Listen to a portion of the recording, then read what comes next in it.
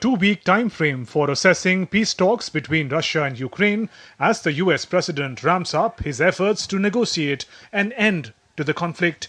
Meanwhile, Russian Foreign Minister Sergei Lavrov said there is no agenda for a potential summit between Putin and his Ukrainian counterpart Zelensky, accusing Zelensky of saying no to everything. Lavrov said Putin made it clear he was ready to meet Zelensky to discuss a possible deal to end the conflict in Ukraine, provided there was a proper agenda for such a session, something he said was lacking for now. Sources in Kremlin say that President Vladimir Putin is demanding that Ukraine give up all of the eastern Donbas region, renounce ambitions to join NATO, and remain neutral and keep Western troops out of the country. Meanwhile, Ukrainian President Zelensky welcomed NATO Secretary General Mark Rutte in Kiev on Friday for talks on security guarantees by other states for his country.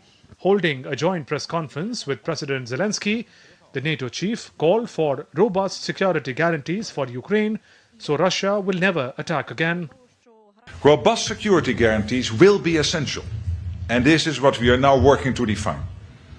So that when the time comes, for you to enter that bilateral meeting, you have the unmistakable force of Ukraine's friends behind you, ensuring that Russia will uphold any deal and will never ever again attempt to take 1 square kilometer of Ukraine.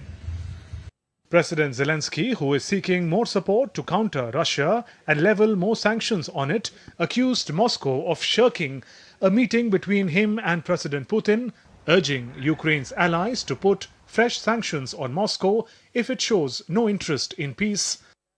The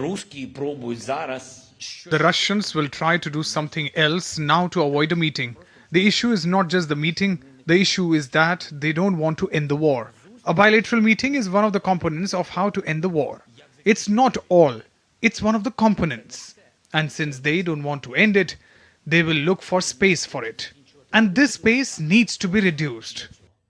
In a widening of the fallout of the Ukraine conflict, Russian oil supplies to Hungary and Slovakia could be suspended for at least 5 days following the latest Ukrainian strike on a facility in Russia.